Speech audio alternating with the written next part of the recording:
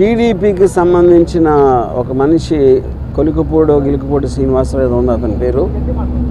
అతను నన్ను చంపడానికి ఒక కాంట్రాక్ట్ ఇచ్చాడు లైవ్లో. నన్ను చంపిన హెడ్ కట్ చేసి తీసుకొస్తే ₹1 కోటి ఇస్తానని కాంట్రాక్ట్ ఇచ్చాడు.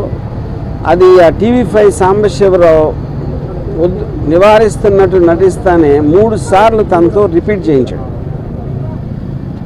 అంటే దాని అర్థం ఏంటంటే వాళ్ళిద్దరూ కుమ్ముక్కై ముందే ప్లాన్ చేసుకున్నట్టు క్లియర్గా అర్థమవుతుంది. మూడోది, దాని తర్వాత కంటిన్యూ చేశాడు డిస్కషన్. దాన్ని బట్టి కూడా అది ప్రూవ్ అవుతుంది. ఇంకా ఛానల్లో ఇలాంటి వ్యక్తులను పెట్టి ఇలాంటి ప్రసారాలు చేయిస్తానంటే 100% ఛానల్ ఓనర్ బిఆర్ నాయుడు గారు కూడా దాంట్లో కాన్స్పిరసీలో చేయి ఉందనేది నా బిలీఫ్.